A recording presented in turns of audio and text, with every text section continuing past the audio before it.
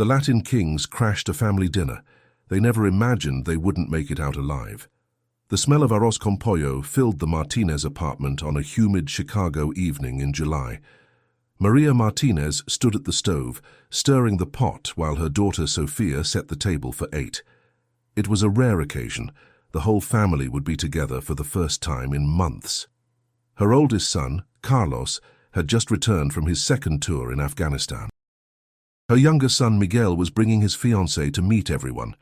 Even Abuela Rosa had made the trip from her nursing home, her frail hands already reaching for the fresh tortillas Maria had prepared. The apartment sat on the 3rd floor of a weathered building in Humboldt Park, where the sound of sirens mixed with bachata music from open windows. It wasn't the safest neighborhood, but it was home. The Martinez family had lived there for 20 years, through the good times and the rough ones. Carlos had enlisted to escape the gang violence that claimed 2 of his childhood friends. Miguel had stayed, working construction and saving every penny for a wedding. They were survivors, people who kept their heads down and worked hard. If you're watching from anywhere in the world, drop a comment and let us know where you're from. And if you're enjoying this story, hit that subscribe button. It really helps us keep bringing you these real stories. "Mama, should I use the good plates?" Sofia called from the dining area, holding up a ceramic dish with a small chip on the edge. "Yes, mija. Tonight is special." Maria smiled, wiping her hands on her apron. Through the window, she could see the sun beginning to set, painting the sky in shades of orange and purple. The street below was coming alive with evening activity. Kids playing on the sidewalk, men standing outside the corner store, women walking home from work with grocery bags. Carlos sat on the worn couch, his military duffel still unpacked in the corner. He'd only been home 3 days, and the adjustment was harder than he'd expected. Every loud noise made him flinch. Every shadow in the hallway put him on edge. His little sister noticed, but she didn't say anything. She just squeezed his shoulder whenever she walked past. "You okay, hermano?" Miguel entered the apartment with his fiancée Jessica, a petite woman with kind eyes and a nervous smile. He'd warned her about the neighborhood, told her to keep her purse close and her phone hidden. "Yeah, just thinking." Carlos stood to greet them, embracing his brother in a tight hug. "Good to see you, man, and you must be Jessica." The introductions were warm, filled with laughter and the kind of easy affection that comes from family who genuinely love each other. Abuela Rosa cried when she saw Carlos in his uniform, touching his face like he was still the little boy who used to steal cookies from her kitchen. The apartment felt alive with conversation, with the clinking of glasses and the shuffling of chairs as everyone found their place at the table. Outside, 3 cars pulled up to the curb. The engines cut simultaneously, and 9 men emerged wearing gold and black. The Latin kings had been expanding their territory, pushing into blocks they'd lost years ago. The Martinez building sat on a contested corner, and someone had made the mistake of refusing to pay protection money.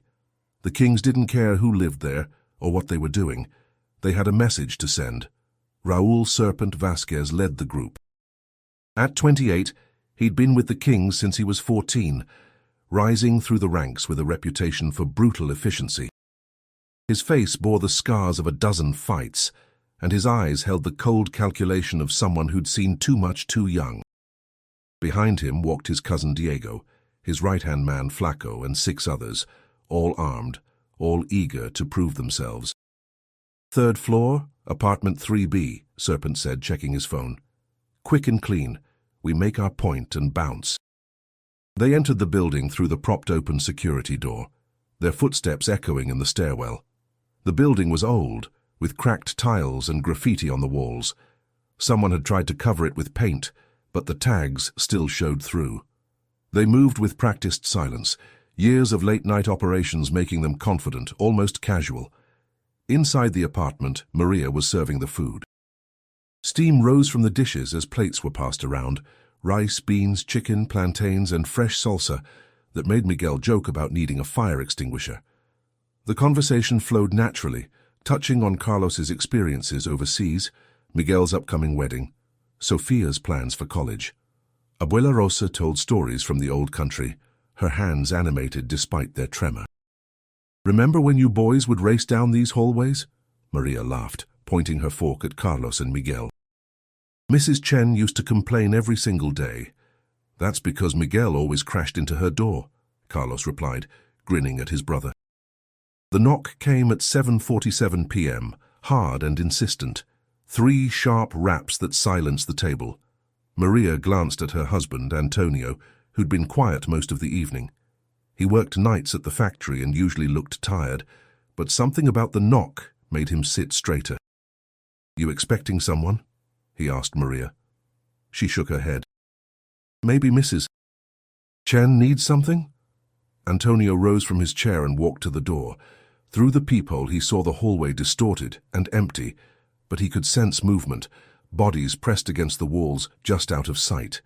His stomach tightened. He'd lived in this neighborhood long enough to recognize trouble. "Antonio?" Maria's voice carried a note of concern. Before he could respond, the door exploded inward, the cheap lock giving way with a single kick. Serpent entered first, gun drawn, followed by his crew. They fanned out quickly, professional and coordinated. The screams started immediately, Sophia's high-pitched shriek, Abuela Rosa's frightened cry, Jessica's gasp of terror. "Everybody shut up and sit down," Serpent's voice cut through the chaos.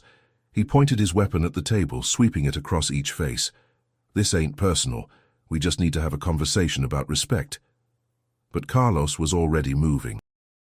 Years of combat training kicked in before conscious thought. He saw the threat assessment clearly. 9 hostiles, at least 6 armed, civilians in immediate danger. He'd left his service weapon locked in his duffel, but his body remembered the drills, the muscle memory of survival. He dove toward the kitchen, reaching for the knife block even as Serpent turned toward him. "Carlos, no!" Maria screamed, but her son was already committed. The first shot rang out, deafening in the confined space. It missed Carlos by inches, shattering the window behind him and sending glass cascading to the floor. The apartment erupted into chaos, chairs scraping, people diving for cover, the gang members shouting commands that contradicted each other. Miguel reacted on instinct, pulling Jessica down and shielding her with his body. Antonio grabbed Abuela Rosa, pushing her toward the bedroom. Sophia froze, her eyes wide with terror, until her mother yanked her behind the overturned table. Carlos came up with a chef's knife, his training taking over. He'd fought insurgents in Kandahar, survived ambushes in Helmand province. These were just kids with guns, undisciplined and overconfident. He could see it in their stance, in the way they bunched together instead of maintaining proper spacing. "You picked the wrong house," Carlos said, his voice steady despite the adrenaline coursing through him. "You've got 3 seconds to walk out that door." Serpent laughed, but there was uncertainty in his eyes. He'd done hundreds of these shakedowns. They usually went the same way. People begged, cried, handed over money or valuables. They didn't talk back. They definitely didn't stand there holding a kitchen knife like it was a rifle. "You think you're hard?" Serpent gestured with his gun. "I'll drop you right here, old man." "I'm 26, Carlos replied, "and I've been shot at by professionals." "You're pointing that gun like you're in a movie. Safety's still on." It was a lie. Carlos couldn't see the safety from that distance, but the comment made Serpent glance down instinctively. That 1-second distraction was all Miguel needed. He'd grabbed the heavy ceramic bowl from the table, the one filled with salsa, and he hurled it with all his strength. It struck Flaco in the face, sending him stumbling backward into Diego. The situation deteriorated in seconds. One of the younger gang members, probably 18 and high on adrenaline, fired wildly. The bullet hit the ceiling, bringing down chunks of plaster. Another shot followed, then another. But in the confined space with civilians everywhere, the Kings couldn't shoot freely without risking hitting each other. Carlos moved like lightning, closing the distance to the nearest gang member and disarming him with a precise strike to the wrist, followed by a knee to the solar plexus. The gun clattered to the floor, and Sophia, brave, terrified Sophia, kicked it under the refrigerator before anyone could reach it. Antonio emerged from the bedroom with the old baseball bat he kept for protection. He might have been 53 and tired, but he'd grown up in these streets before they got gentrified and dangerous again. He swung hard, connecting with the shoulder of a gang member trying to aim at Carlos. The man howled, dropping his weapon. The tide was turning, but not in the way anyone expected. The Martinez family wasn't fighting to win, they were fighting to survive, and that desperation gave them strength. Maria grabbed the boiling pot of rice from the stove and flung it at Serpent, the scalding liquid catching him across the chest and face. His screams filled the apartment as he stumbled backward, clawing at his burning skin. Miguel and Carlos moved in coordination, years of brotherhood creating an unspoken communication. They'd fought as kids, protected each other from bullies, navigated this neighborhood together. Now they moved like a unit, disarming, striking, pushing the gang members toward the door. But Diego was different. He was older, more experienced, and he'd seen this situation spinning out of control from the start. While his crew panicked, he'd been calculating. He raised his gun, not at Carlos or Miguel, but at Abuela Rosa, who stood frozen in the bedroom doorway. "Everybody stop." Diego's voice carried absolute authority. "Stop right now or the old woman dies." The apartment went silent, except for Serpent's continued moaning and the distant sound of sirens growing closer. Someone in the building had called the police. The gang was running out of time. Carlos froze, his hands still gripping the gang member he'd been subduing. He could see the calculation in Diego's eyes, the willingness to pull that trigger. This wasn't a scared kid. This was a killer. "Let us walk out," Diego continued, his gun steady on Abuela Rosa. "We walk out, nobody else gets hurt. You play hero, she dies first." Maria was crying silently, her hands pressed to her mouth. Sophia clutched her mother, both of them shaking. Jessica remained behind the table, her phone hidden in her palm, recording everything. The sirens were getting louder, 3 blocks away, maybe 4. The Kings were trapped in a situation that had gone completely wrong. What was supposed to be a quick intimidation had turned into a hostage situation with cops incoming. "We're leaving," Diego announced, "but we're taking her as insurance." He moved toward Abuela Rosa, his gun never wavering. The old woman looked at her family with eyes that held both fear and a lifetime of wisdom. She'd survived poverty, revolution in her home country, the death of her husband, and raising 5 children alone. She'd seen violence before. "No," she said softly in Spanish, her voice barely above a whisper. "You won't." Diego was 3 feet away when Abuela Rosa did something no one expected.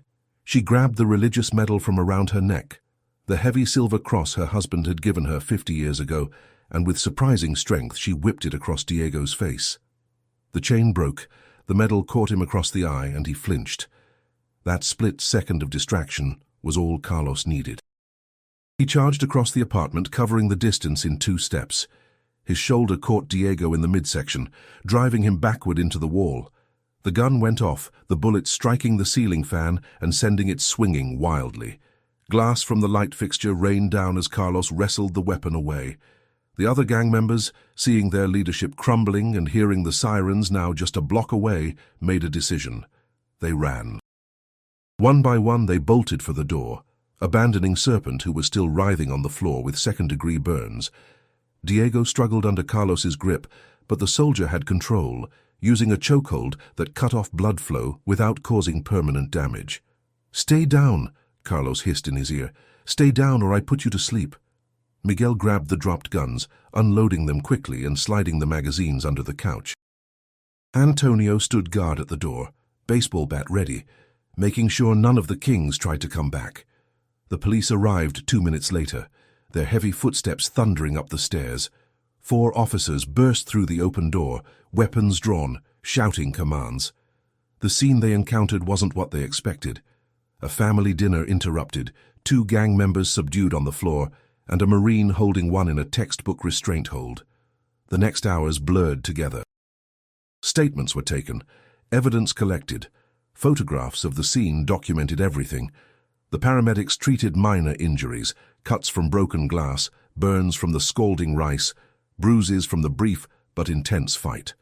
Serpent and Diego were taken away in ambulances under police guard, their rights read, their futures suddenly very uncertain. Jessica's video footage became crucial evidence. She'd captured everything from the moment the door burst open, the threats, the violence, the family's desperate defense.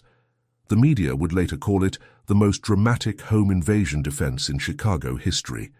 But as the police finished their work and the family was finally left alone in their damaged apartment, they gathered together again. The dinner was cold, the apartment destroyed, but they were alive. All of them. Carlos sat on the couch, his hands still shaking from the adrenaline dump. Miguel put an arm around his brother's shoulders. Sofia cried quietly while her mother held her. Antonio surveyed the damage, already calculating repair costs they couldn't afford. Abuela Rosa sat in her chair, rosary in her hands, whispering prayers of gratitude. "I just wanted a nice dinner," Maria said, her voice breaking. "Just one normal evening."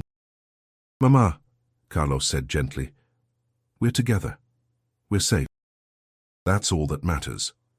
The Latin kings had crashed their family dinner, expecting easy intimidation and easy victory.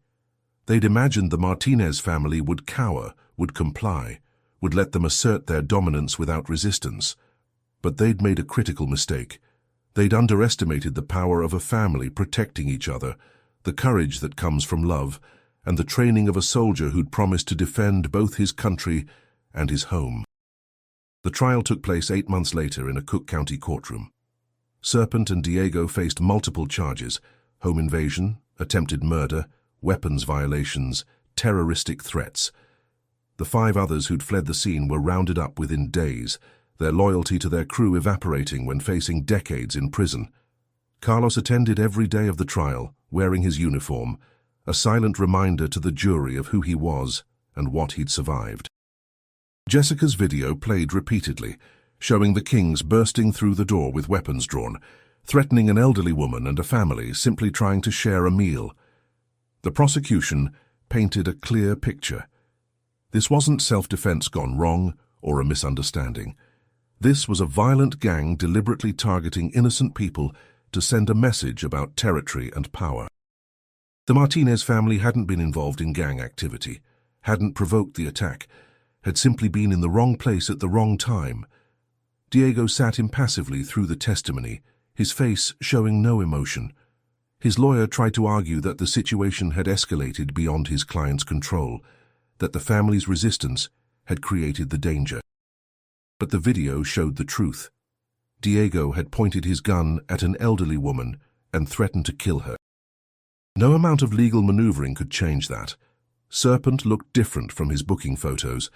The burns had healed, but they'd left scarring across his chest and neck. He'd lost weight in jail, his swagger replaced with a hollow emptiness. His court-appointed lawyer had tried to negotiate a plea deal, but the prosecutor wasn't interested, not after what they'd done. The jury deliberated for 4 hours. When they returned, the verdict was unanimous on all counts: guilty, guilty, guilty. The word echoed through the courtroom 9 times for each defendant, 37 separate convictions in total. At sentencing, the judge spoke directly to the defendants. "You invaded a home where a family was sharing a meal. You threatened children, elderly, and innocent people who'd never done anything to you. You brought violence into their lives for no reason other than your own arrogance and cruelty. You learned that day that good people will fight back, that families will defend each other, that your weapons and your reputation mean nothing against courage and love." Serpent received 42 years. Diego got 38. The others received sentences ranging from 15 to 25 years. The courtroom erupted in applause, rare in a criminal trial, but the case had become symbolic of community resistance against gang violence. The Martinez family didn't celebrate. They'd moved to a different neighborhood, a quieter street in a suburb 20 miles from Humboldt Park. The landlord had kept their security deposit to cover the damages, and they'd lost most of their possessions in the move. But they were together. Carlos re-enlisted, heading back for another tour, this time to train local forces in defensive tactics. Before he left, he sat with his family one last time in their new home, a smaller apartment but clean and safe, with locks that actually worked, and neighbors who watched out for each other. "I thought I'd seen the worst humanity had to offer overseas," Carlos said, his voice quiet.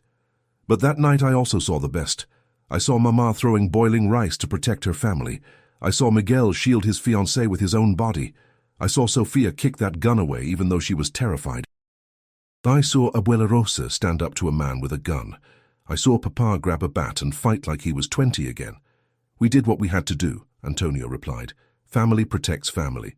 That's not heroism. That's just love. Sofia was attending community college now, studying criminal justice. The experience had changed her, given her a sense of purpose. She wanted to work with gang intervention programs to reach kids before they made the choices that led to nights like the one her family had endured. Miguel and Jessica got married in a small ceremony 6 months after the attack. Abuela Rosa cried through the entire wedding, not from sadness, but from gratitude that they'd all survived to see the day. The reception was held in the church basement, simple and beautiful, filled with family and friends who'd supported them through the trial and the aftermath. Maria returned to work at the hospital where she'd been a nurse for 15 years. Her co-workers asked about the case, about the night that made news across Chicago. She answered politely but briefly. She didn't want to be defined by those 30 minutes of terror. She wanted to be known for the 30 years of hard work, the family she'd raised, the lives she'd saved in her nursing career. The apartment in Humboldt Park sat empty for 3 months before new tenants moved in. The building manager had the door replaced, the walls repaired, the bloodstains removed from the floor. But everyone in the building remembered.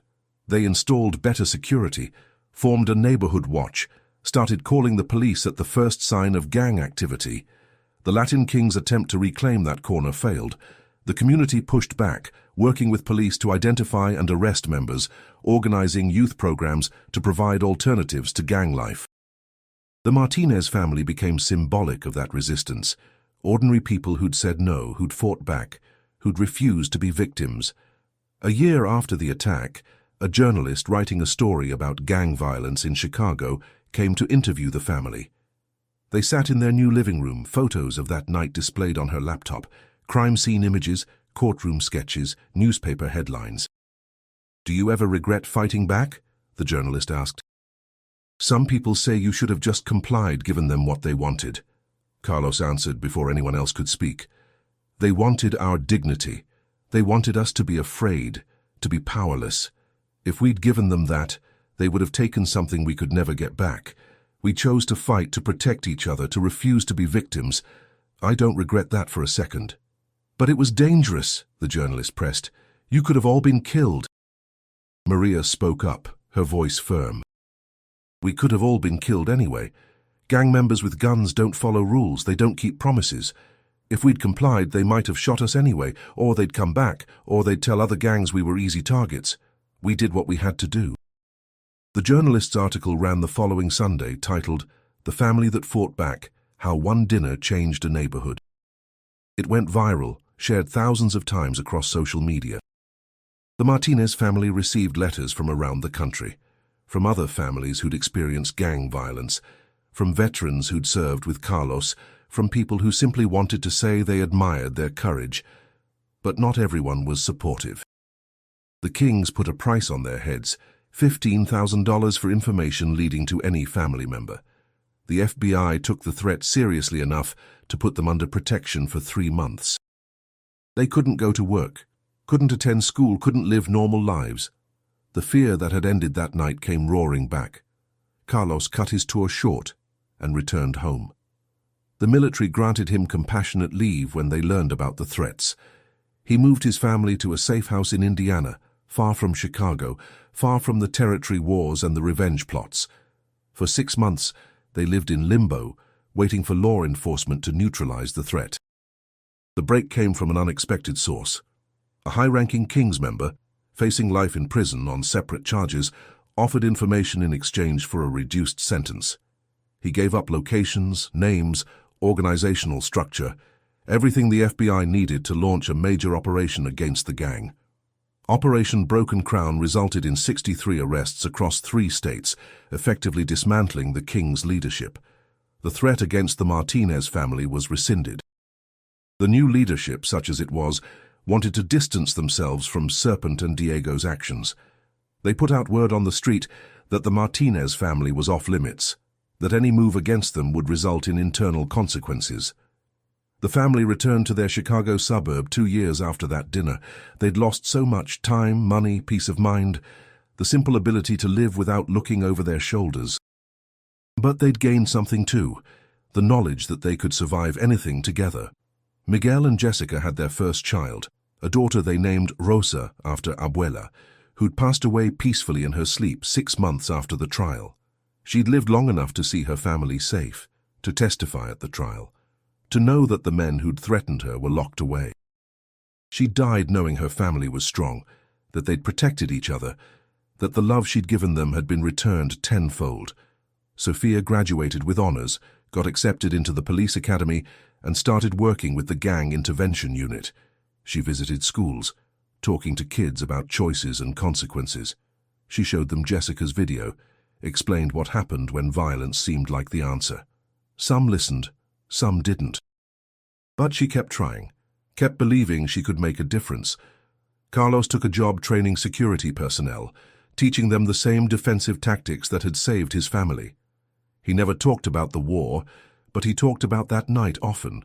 How fear can be overcome, how training matters, how the instinct to protect loved ones is stronger than any weapon. Maria continued nursing, but she also started speaking at community events about trauma and recovery.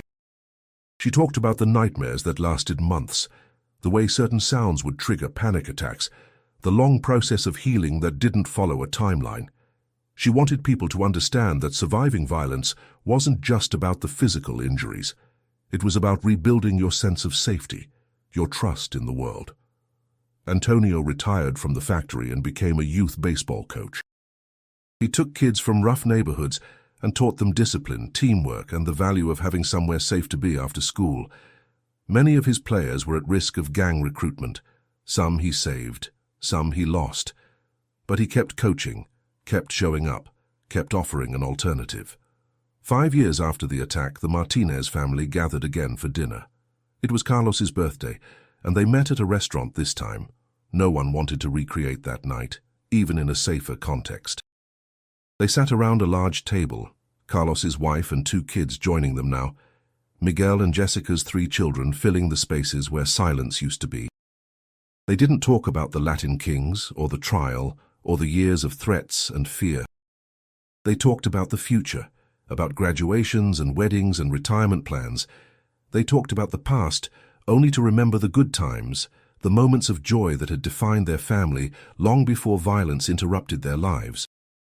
As they raised their glasses in a toast, Carlos looked around the table at faces he loved, at the family that had fought beside him, at the next generation who would grow up hearing the story, but not living the fear.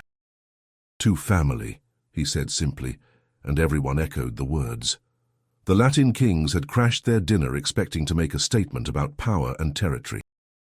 Instead, they'd created a story about courage, resilience, and the unbreakable bonds that hold families together when everything else falls apart.